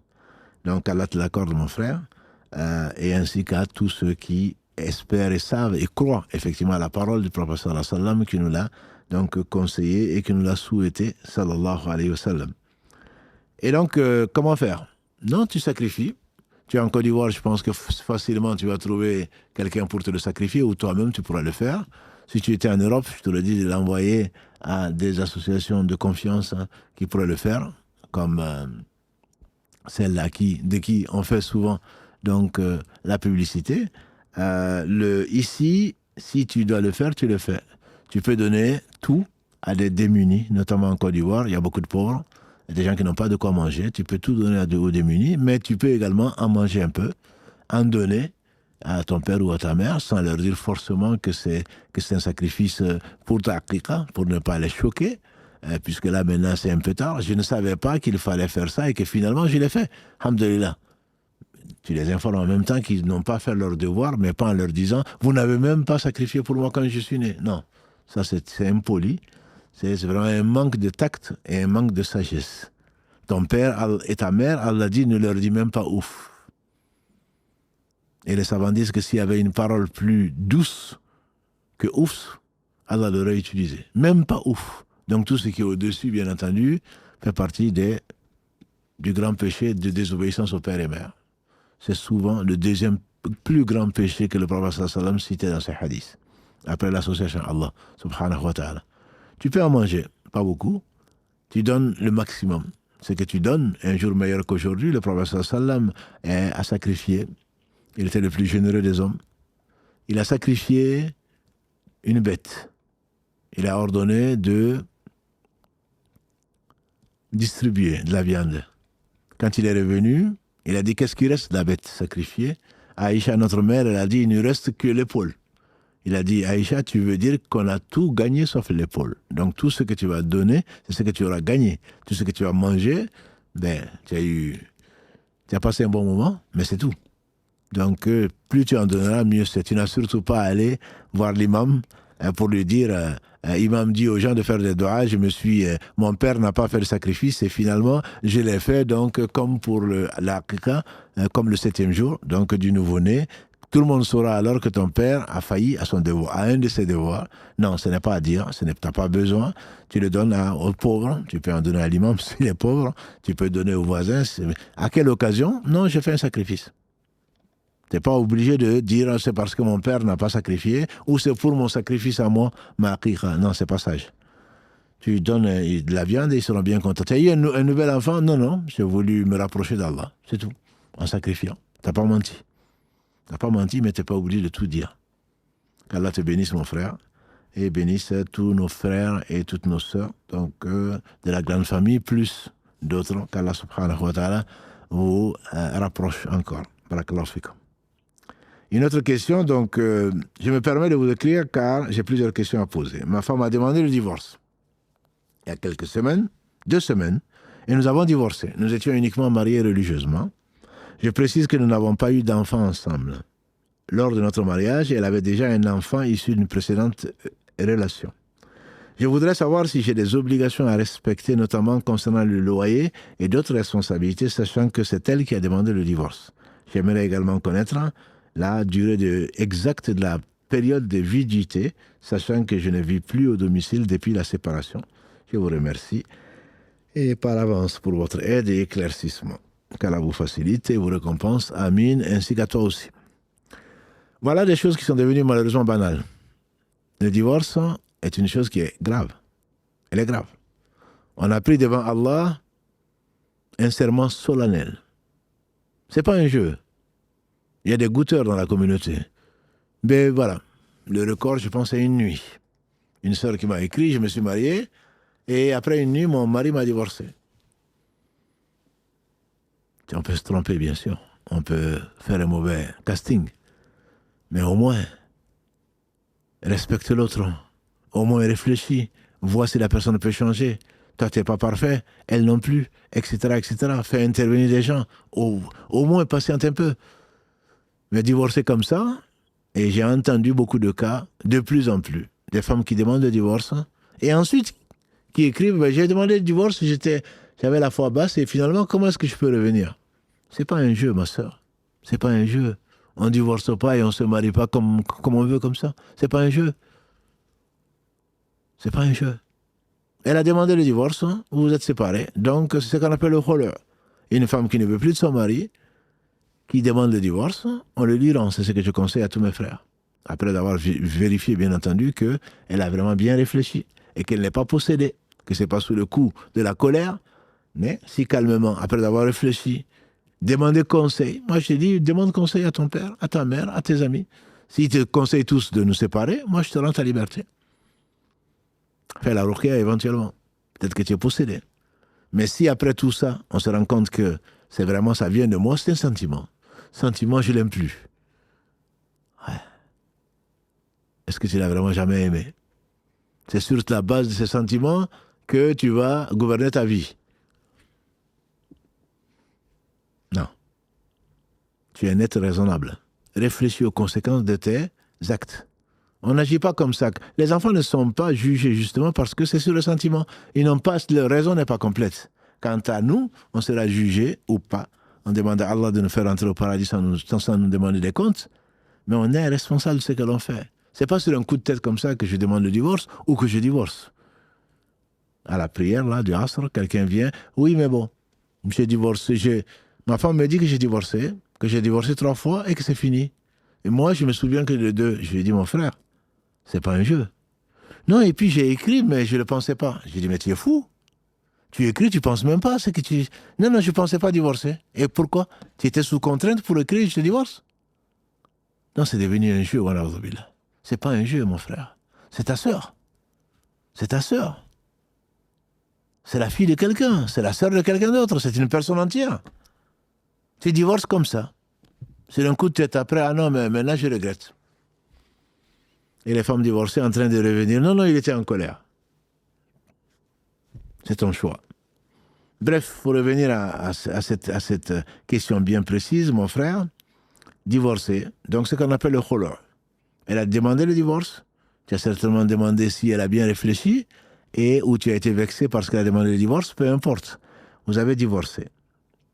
Si vous avez divorcé, son délai de viduité, qui est la deuxième question, pour l'avis majoritaire, c'est d'1 mois. 1 mois, contrairement au divorce qui a été prononcé par le mari, qui est de 3 mois, pendant lequel vous devez vivre ensemble. Sauf si on craint pour sa vie. Ou elle craint pour sa vie parce que tu es violent, ou ça risque d'amener des torts. À ce moment, vous pouvez séparer. Mais normalement, vous devez vivre ensemble à tes frais, parce que l'homme est responsable de tous les frais, donc du foyer, en fonction de ses possibilités, bien sûr. De 50-50, car il m'a déjà mis un réel dessus. Ça, c'est une arnaque de la part des frères. 50-50, non. C'est lui qui est responsable de tout ce dont vous avez besoin dans le foyer. Mais le délai de viduité est d'1 mois quand c'est la femme qui demande le divorce. Mais ce délai de viduité ne concerne pas le fait de vivre ensemble. Tu as bien fait de partir de là, parce qu'une fois que la femme demande le divorce, que sa liberté lui est rendue, elle te devient interdite. C'est un divorce que les savants appellent définitif. Ça ne veut pas dire que vous ne pouvez pas vous remarier, mais si 5 minutes après, 1 jour après, 1 semaine après réflexion, et finalement, non, je veux pas, je veux qu'on revienne ensemble, il faut refaire un nouveau mariage. Mais une fois que tu prononces le divorce en disant je te rends ta liberté, à sa demande, vous êtes séparés. Vous êtes des étrangers, l'un à l'autre. Il n'y a pas de conciliation dedans. S'il y a une conciliation, elle doit être traduite ensuite par un nouveau mariage, avec tuteur, témoin et d'autres nouvelles dots. Mais ce délai de viduité d'1 mois est fait pour vérifier qu'elle ne soit pas enceinte, pour ne pas mélanger le halal du haram. Elle ne peut pas se remarier avant 1 mois, sauf avec toi, si vous devez revenir ensemble et, comme on a dit, un nouveau mariage. Mais ce n'est pas comme le délai de viduité pendant lequel vous vivez ensemble, vous pouvez vous séduire, vous pouvez faire plus, vous pouvez vous réconcilier, et finalement, dans ce délai-là, vous n'avez pas à refaire le mariage. C'est pas la même chose. Ça, c'est un mariage normal, un divorce classique, on dira sunna, c'est donc avec les 3 ou 4 étapes qu'Allah décrit dans la sourate 4, verset 34. Et ensuite, si vous divorcez, vous restez ensemble pendant 3 cycles menstruels, et vous pouvez regretter de vous avoir quitté tout en vivant ensemble, en vous séduisant. Finalement, vous revenez ensemble, sans le dire aux parents, surtout mes sœurs. Il m'a divorcé.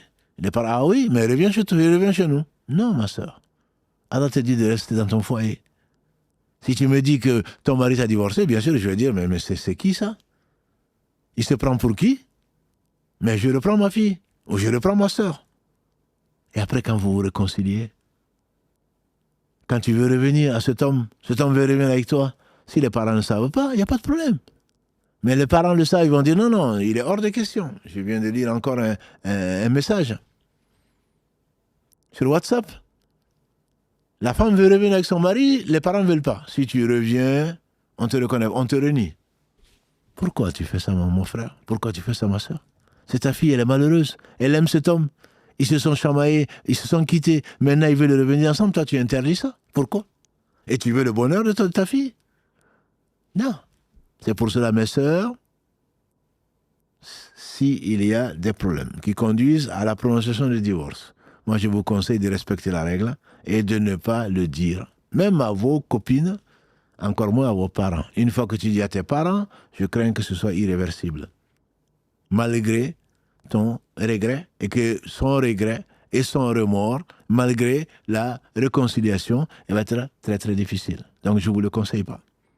Toujours est-il que pour revenir à ta question, mon frère, de la viduité, pour elle, est d'1 mois pour qu'elle puisse se marier avec quelqu'un d'autre.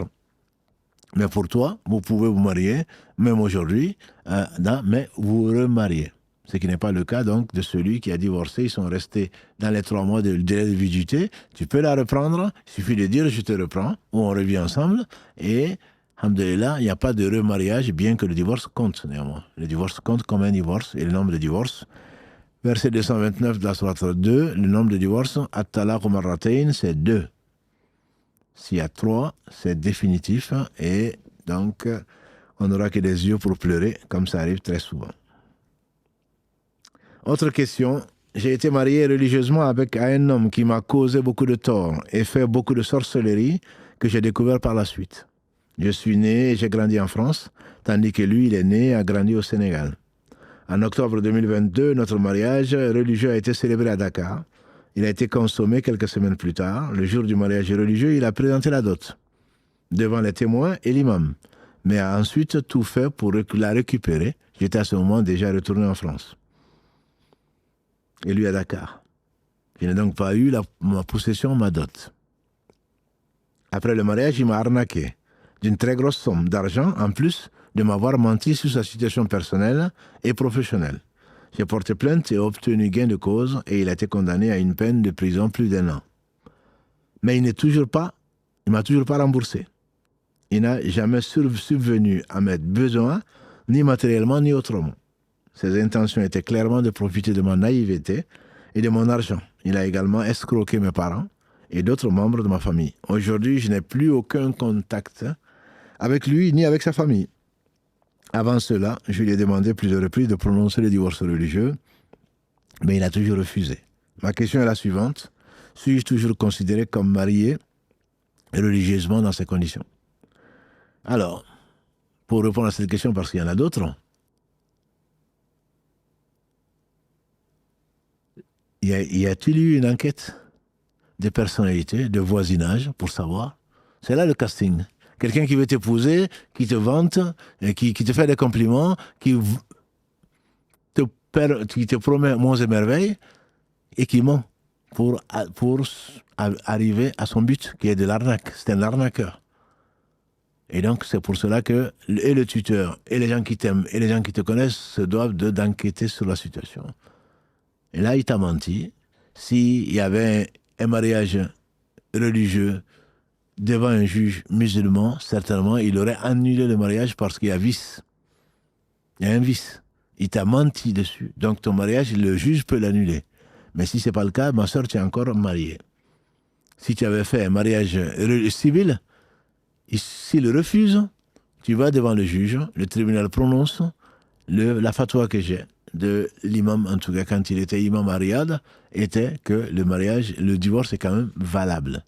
Ils vont t'argumenter, ils vont targuer certainement. Non, c'est pas un tribunal islamique. Oui. Et alors, le tribunal a décidé que le mariage était dissous. Donc il est dissous. Il est dissous et c'est valable. Pourquoi tu ne veux pas divorcer avec elle? Pourquoi? Tu la laisses suspendue et tu vas arnaquer d'autres? Et tu vas en épouser d'autres? Non. Allah ordonne l'équité et Allah interdit l'injustice. Il nous l'a interdit entre nous. Et lui, il est juste. Tu n'as pas le droit, mon frère. Ça, c'est de l'abus, comme diraient les jeunes. Là, c'est de l'abus. C'est de l'abus de l'autorité. Ce n'est pas pour cela que tu l'as épousé. Ça, ce n'est pas permis. Ce n'est pas permis. Et donc, maintenant, si tu n'as pas d'autres moyens, c'est peut-être la deuxième question que tu dis ici, et comment puis-je faire pour annuler ou mettre en fin à ce mariage religieux sans sa participation, étant donné donc des torts causés et son refus persistant de coopérer. Je prends Allah à témoin que de la véracité de mes propos. Que tu n'aies pas de nouvelles de l'homme, je peux comprendre. Que tu n'aies pas de nouvelles de sa famille, je ne comprends pas. Si tes parents sont encore à Dakar, on sait au moins les gens qui l'ont accompagné. On sait au moins les gens qui ont été témoins. Je pense qu'à tes parents, d'aller trouver ses parents en lui disant, voilà, votre fils est un arnaqueur. Il sait qu'il te doit de la dot ou de la dette, il va la payer devant Dieu. Demain, tu auras certainement sur ton compte au jour du jugement dernier, même si tu en as besoin ici, et tu aurais préféré avoir ta dot, tu aurais préféré être remboursé. Si Allah le veut, tu l'auras ici. Si Allah te le réserve pour demain, ce sera certainement mieux pour toi. Il va te ça, il est endetté. Pour être endetté, il l'est. Financièrement et probablement autre chose. Mais active tes relations pour avoir des relations, pour avoir des nouvelles de cet homme, de sa famille. Et ça, je pense que dans un pays comme le Sénégal, ça ne doit pas être très, très difficile. Tout le monde se connaît ou presque. Et l'homme n'est pas venu comme ça, en incognito. Il a certainement été accompagné par ses parents, au moins par des amis. Donc, prends contact, que tes parents, même si tu es en France, que tes parents prennent contact avec des gens donc, qui ont participé au mariage, ou de sa famille, ou des gens, des proches, pour essayer donc d'obtenir ton droit, qui est le droit donc au divorce. Qu'Allah subhanahu wa ta'ala te facilite, ma soeur. Et en même temps, je mets en garde donc, contre ces gens qui ne connaissent non, moi le mariage religieux, c'est tout. Sinon c'est du shirk, oui c'est ça. Tu prends des allocations, tu fais un certain nombre de choses, ça ne te gêne pas. Par contre, s'il faut passer devant le maire, non, moi ma religiosité ne me permet pas de le faire. Tu serais peut-être plus pieux que les gens qui l'ont autorisé. Et toi, tu vas dire voilà un pieux. Et tu vas accepter. Demain, quand il va t'arnaquer, demain, quand il va vouloir le divorce, il va refuser. Et comment tu vas l'avoir? Voilà la situation aujourd'hui des musulmans, de beaucoup de musulmans. Pas de tous les musulmans, heureusement, mais de beaucoup de musulmans, ma soeur. Prends tes précautions. Alaykoum salam. Je vous contacte car je suis une sœur qui est arrivée depuis maintenant 10 ans. Qui est arrivée, j'imagine que c'est une faute de frappe, qui est mariée depuis 10 ans. Nous avons 3 enfants au début de notre relation. Mon mari a eu des infidélités à de nombreuses reprises. Nous avions voulu divorcer à ce moment-là. Enfin, j'avais voulu, je ne sais pas combien de fois. 1 ou 2 fois, on a eu pas mal de soucis, notamment dans notre couple, la communication. Nous ne sommes pas faits pour être ensemble. Je suis quelqu'un qui demande énormément d'attention et lui, il est quelqu'un absent sentimentalement, ne vient que pour combler ses désirs. Mais il n'y a pas de tendresse, ni parole douce, plutôt le contraire dans le rabaissement. Aujourd'hui, je souffre énormément de cette situation. J'aimerais savoir si je devais patienter encore ou alors, après 10 ans, si j'espère qu'il soit plus attentionné. Néanmoins, c'est dans sa nature, comme il me l'a déjà dit, je ne sais même pas s'il m'aime encore. Mais je pense qu'il reste sous son confort, et pour son confort plutôt, et pour ses enfants, et pour une femme, possible de demander le divorce pour cela. Ma sœur, avant d'arriver au divorce, je vous le dis, c'est pas un jeu. Allah donne dans le verset 34 de la sourate 4, il donne un certain nombre d'indications. Donc il faut discuter, il faut communiquer, il faut rappeler qu'il est responsable de toi et il est responsable de ses relations avec son épouse, avec ses enfants, devant Dieu, demain, etc., etc. Il faut faire intervenir ta famille en dernier ressort. Il faut faire intervenir éventuellement ses amis, que le mariage n'est pas que des relations conjugales. Ce n'est pas que des relations intimes. Le mariage, c'est bien plus que ça. Et que Allah a fait de toi une couverture pour lui et vice-versa, etc. Si cela marche, alhamdulillah. Si cela ne marche pas, vous avez des enfants ensemble, beaucoup de femmes, qu'Allah vous bénisse, mes sœurs, qui disent qu'on reste pour les enfants. Si tu veux rester pour les enfants, tu peux le faire. Si tu veux demander le divorce parce que tu penses que tu es malheureuse, tu peux le faire également. Parce que après avoir tout essayé. Allah ne va pas t'interroger sur l'attention qu'il a pu faire pour toi. Il va l'interroger dessus. Donc, toi, vois est-ce que tu peux supporter, tu peux lui donner ses droits. Tu parles de son confort. Si tu lui donnes son confort et que tu penses que ça suffit, tu n'en as pas besoin, tu n'as pas besoin de plus, ma sœur, je te conseille de patienter. Mais si c'est ton bonheur et que tu es malheureuse et que tu n'as aucune envie et que surtout, tu n'arrives plus à faire tes devoirs, Allah ne t'interrogera que sur tes devoirs. Si tu n'arrives plus à le faire, à ce moment, le mieux, c'est de reprendre ta liberté. Si tu as de l'espoir qu'il va changer, tant mieux. Essaye-le. Et jusqu'au bout, si tu vois vraiment qu'il ne change pas, tu l'as supporté pendant 10 ans, vous avez 3 enfants. Je pense qu'en tout cas, il ne faut pas se précipiter pour divorcer après avoir patienté pendant 10 ans. Je me permets de vous écrire car j'ai besoin de conseils concernant une situation personnelle qui me pèse sur le plan spirituel.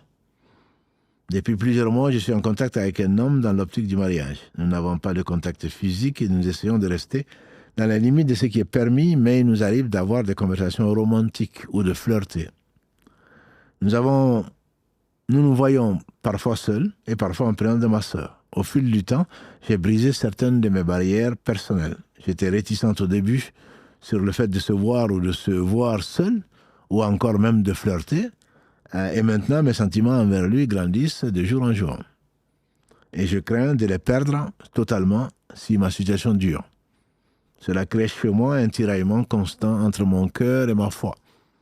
Je me culpabilise, j'imagine, car je crains que cette relation ne plaise pas à Allah, même si mon intention est claire. Me marier et fonder un foyer selon les règles de l'islam. Nous avons évoqué la possibilité du mariage, mais la période d'apprentissage mutuel, entre guillemets, se prolonge et je crains que cette attente ne nous expose davantage aux tentations. Je souhaiterais avoir des conseils sur comment gérer cette situation de manière à rester dans ce qui est permis par Allah. Le prophète sallam, on est venu le voir, il a dit, tu es venu, n'est-ce pas, m'interroger sur le péché, le ithm. Et regarde au fond de ton cœur, c'est ce qui reste malgré les fatwas. Donc, ce n'est pas l'islam au quotidien qui va te dire non, c'est permis. Non. Au fond de toi-même, quand tu te lèves, puisque tu le dis, tu te lèves la nuit pour faire des prières, etc., au fond de toi-même, tu n'es pas bien. C'est que c'est un péché. Au fond de toi, c'est un péché. Peut-être pour quelqu'un d'autre, pas. Mais toi, tu sais foncièrement, tu vois ta foi en train de baisser, c'est que tu ne te permettais pas. Maintenant, tu le permets. Et tu flirtes avec un homme qui pourrait peut-être ne pas être ton mari, et qui va peut-être être le mari de quelqu'un d'autre, bien entendu qu'il y a péché. Islamiquement, il y a péché. Tes valeurs, tu es en train de les abandonner petit à petit, tu es en train de repousser les limites et tu te rapproches dangereusement de l'interdit. Là, mon conseil, ma sœur, c'est d'arrêter. D'avertir cet homme, on a assez joué avec le feu, si vraiment mon intention, la bonne intention ne justifie pas le péché. Innamal a'malu binniyat wa innama likulli imri'in ma nawa. C'est un hadith qui est très connu, très respecté. C'est même l'un des 3 hadiths indispensables pour la vie du musulman. Les actes ne valent que par l'intention qui les anime. Mais les savants nous expliquent que c'est les bons actes qui valent par la bonne intention. Les mauvais actes, le péché n'est jamais justifiable par la bonne intention. L'intention est claire, me dis-tu. Te marier, fonder un foyer. Si l'intention est claire, l'intention est bonne, certes, mais ce n'est pas en flirtant, ce n'est pas en repoussant les limites que tu vas justifier ces actes-là.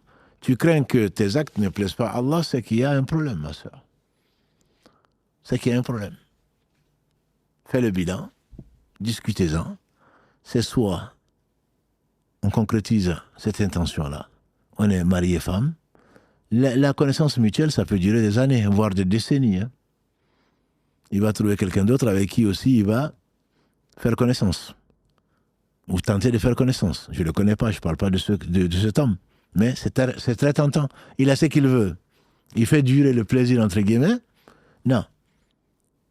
Maintenant, on a discuté à plusieurs reprises, on a discuté des choses, des points importants du mariage. Soit on passe à l'acte, soit on arrête. C'est ce que je te conseille, ma soeur. Sinon, tu risques d'être surprise. La meilleure façon de passer rapidement à l'étape du mariage, c'est ce que je viens de te dire. Si les 2 personnes sont d'accord, les limites à respecter pour éviter de tomber dans le haram, c'est ce que je t'ai dit également. Qu'Allah vous facilite le bien, et il y a bien d'autres choses donc, qui sont dites et que je ne vais pas lire en cause du manque de temps.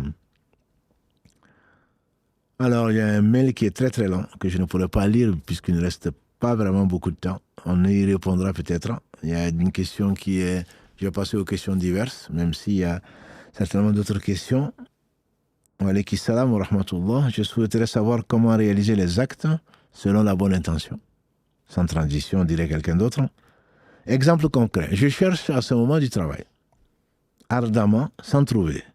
Quand je vais accomplir une bonne action, comme aider une sœur ou prier des surrogatoires, je me dis qu'Allah va m'octroyer un emploi. Après coup, quand je pense à mon intention, je me demande si elle était bonne ou non.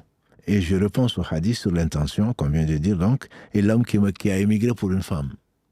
En effet, le hadith d'Omar ibn Khattab dit « Les actes ne valent que par l'intention qui les anime, et à chacun selon son intention.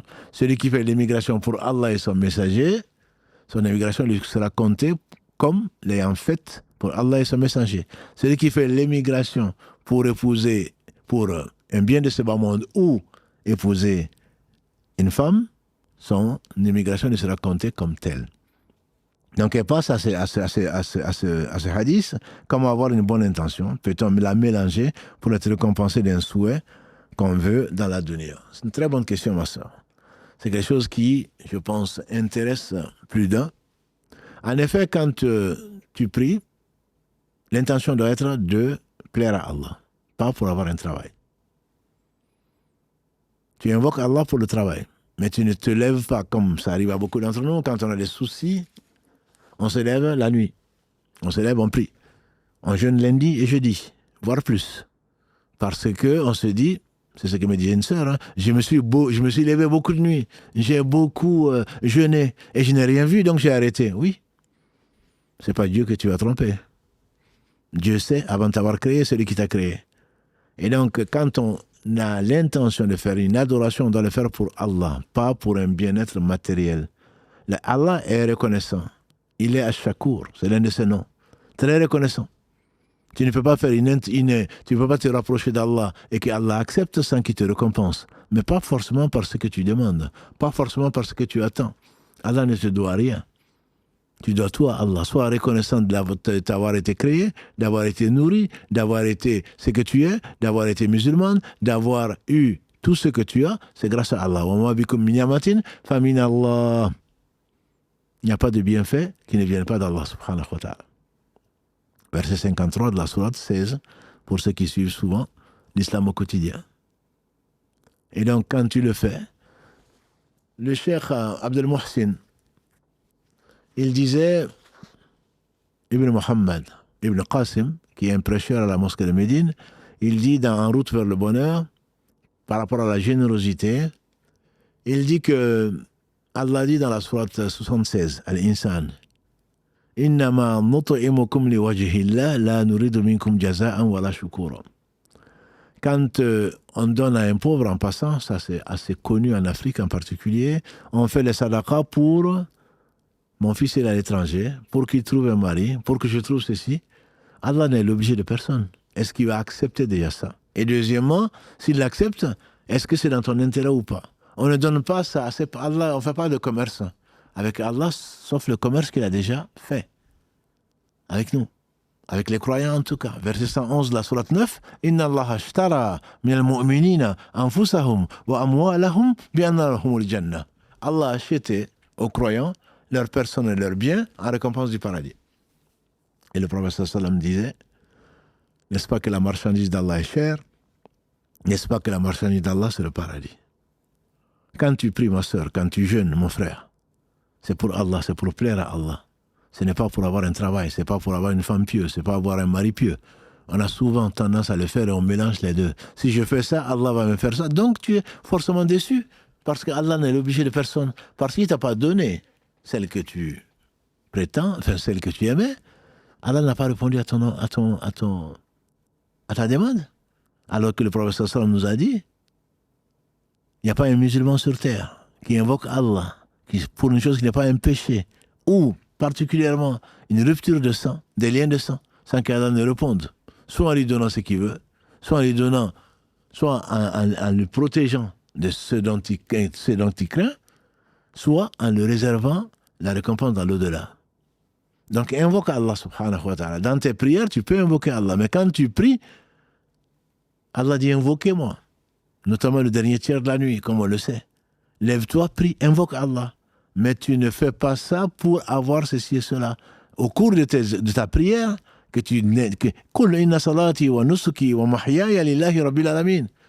Allah dit à son prophète sallallahu alayhi wa sallam, dans le verset 162 de la sourate 6, si ma mémoire est bonne, dis à Mohammed, ma prière, mes actes de dévotion, mon sacrifice sont pour Allah seul. Donc tout ce que tu fais, tu vas le faire pour Allah. C'est pas pour avoir, qu'est-ce que c'est que ce travail-là? Allah seul sait ce que ça va t'apporter, ma soeur. Le paradis est beaucoup mieux. Demande le paradis. Demande ce travail s'il est du bien pour toi. Demande un mari pieux. Demande ceci. Demande tout ce que tu veux de ce bas monde dans l'au-delà. Mais ne jeûne pas, ne prie pas spécialement pour ça. Et tu fais très bien de te poser la question parce qu'elle est intéressante et j'espère qu'elle servira à moi-même et à tous mes frères et à toutes mes sœurs. Donc de ne pas faire ce commerce de quelques sous avec Allah. Je prie. Mais c'est pour ça. Si tu ne me donnes pas, ben je vais arrêter de prier. Et Allah peut t'éprouver justement par ça. Il ne te le donne pas, parce qu'il n'est pas obligé. Il ne te le donne pas parce qu'il a pitié de toi. S'il te le donne, peut-être que tu vas plus prier. Allah aime les gens qui l'invoquent. Il se peut qu'Allah retarde la réponse de ton invocation justement pour ton bien, parce que lui n'a besoin de rien. S'il ne te le donne pas de suite, ou s'il te retarde, c'est pour ton bien, parce que tu vas emmagasiner des hasanats. Tu vas avoir beaucoup de choses. Mais s'il te le donne de suite, peut-être que tu vas l'oublier, comme beaucoup d'entre nous. Il suffit que Allah nous donne ce qu'on demande, alors qu'on était vraiment sincère, pour qu'on lui tourne le dos, lui qui n'a besoin de rien, subhanahu wa ta'ala. Donc c'est une question qui nous intéresse tous. Barakallahu fik, ma soeur, d'avoir posé, et qu'Allah nous pardonne pour nos erreurs et pour nos fautes. Une autre question qui est générale. Salam alaikum, tonton Dafé. Voilà, c'est devenu mon nom. Salam à toute l'équipe. Donc, Karim, tu es intéressé. Qu'Allah vous récompense pour le savoir, le partage du savoir. On te dira également, ma soeur, alayki salam. Ma question est la suivante. Comment patienter face au décès d'un être cher? Quelle est la conduite à tenir pour faire le deuil en respectant les prescriptions de l'islam? Alhamdulillah. Quand un être cher décède, le réflexe est de dire Inna lillahi wa inna ilayhi raji'un. À Allah nous appartenons, à Allah nous ferons retour. Allah nous rappelle que rien ne nous appartient sauf nos péchés. Allah nous rappelle et Allah ne fait que le meilleur. Il fait ce qu'il veut, on ne lui pose pas de questions. Verset 23 de la sourate 21. Lui, il interroge et lui n'est pas interrogé. Et donc si Allah le fait également, Allah ne fait que le meilleur, c'est pour le bien, notre bien et ou le bien de la personne. Et l'éternité n'a été donnée à personne. L'éternité n'a été donnée, n'appartient qu'à Allah subhanahu wa ta'ala. Tout ce qui a été créé va forcément mourir. Et donc tout ça qui a un début aura une fin. Allah seul est celui qui n'a pas de début, qui n'a pas de fin. Donc il faut accepter la chose. Se révolter contre le décret d'Allah, ça ne peut amener que du mal, tant d'un point de vue psychologique, mais surtout ça ne peut que t'éloigner d'Allah. Allah, c'est comme si tu disais, Allah, tu m'as pris ce qui m'appartient, tu as été injuste. Certainement pas. Ah, tout lui appartient, il te l'a prêté. Cette personne est partie, cet être cher, il faut l'accepter. Les yeux coulent, les larmes coulent plutôt, le cœur est gros, mais on ne dit d'Allah que du bien, comme l'a dit le prophète sallam. Ne sais-tu pas que lui aussi, il a perdu 3 de ses fils à bas âge? Et il a pleuré. Et quand les gens ont été étonnés en le voyant pleurer, il dit, même toi tu pleures, il dit ça c'est une miséricorde d'Allah. Oh Ibrahim, tu vas nous manquer. Le cœur est gros, les larmes coulent. Et on ne dit d'Allah que du bien. Donc il faut accepter, même si bien sûr la douleur est réelle, et qui ne la ressent pas? Tous les humains. Et peut-être les djinns aussi. Il y a de la douleur. Mais il faut accepter. Et on ne dit que du bien. Ça c'est la meilleure des façons. Et Salama nous rappelle cette parole du prophète sallam qui dit personne qui a subi la perte d'une personne chère et qui remercie Allah subhanahu wa ta'ala, qui lui demande de le récompenser pour cette perte, si Allah ne va pas lui donner mieux que ce qu'il a perdu. Elle dit à Abu Salama est décédé et c'est ce que j'ai fait. Et Allah m'a donné Muhammad sallallahu alayhi wa sallam en récompense.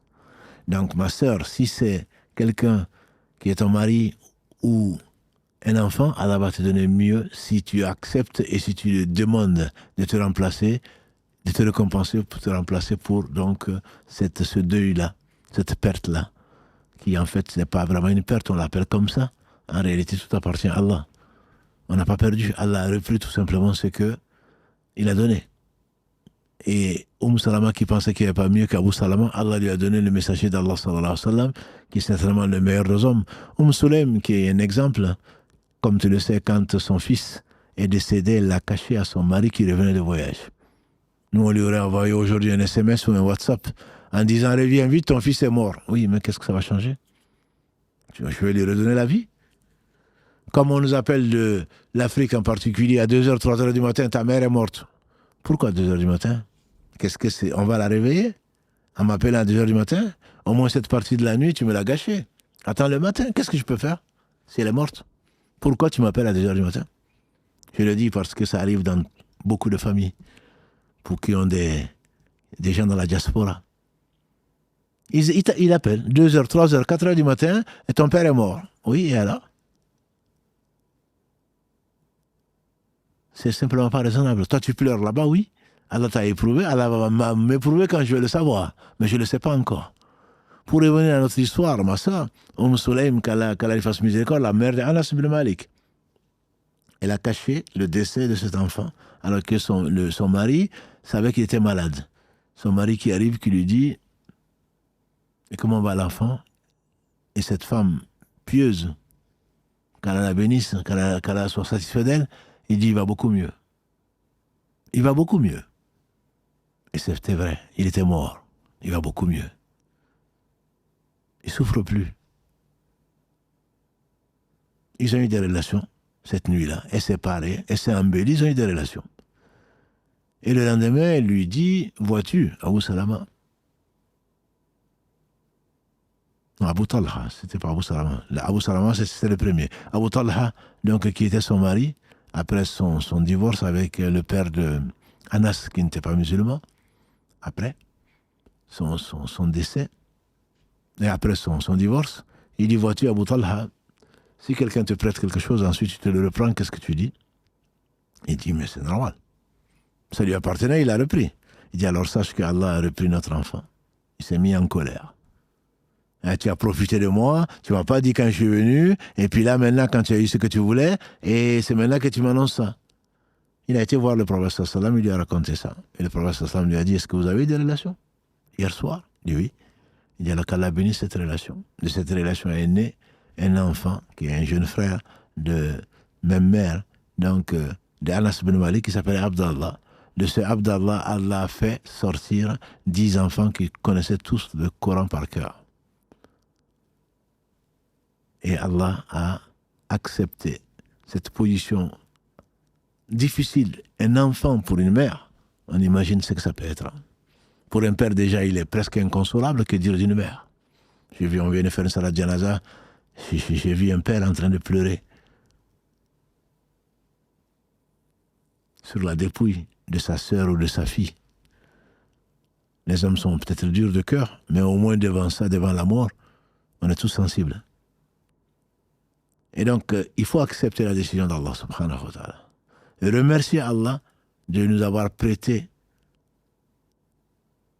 ce temps avec cette personne. Facile à dire, certes.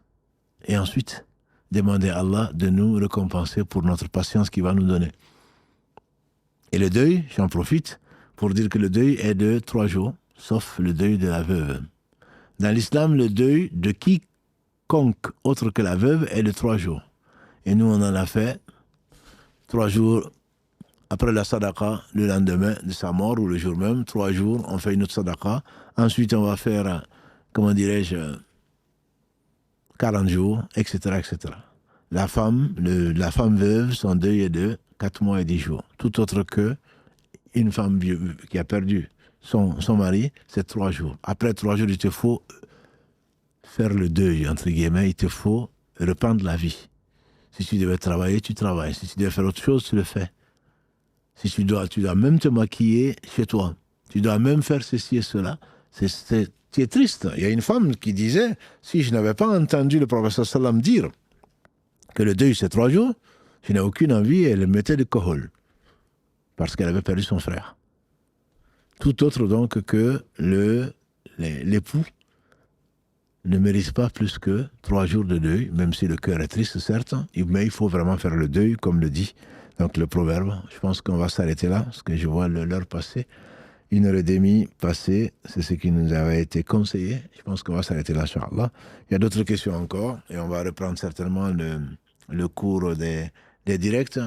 Juste, je précise, quand vous écrivez, s'il vous plaît, ne trichez pas. Ne mettez pas Islam au quotidien pour parler d'autre chose. Parce que vous voulez qu'on lise votre mail, vous n'allez pas nous obliger. On a plus de 5000 mails.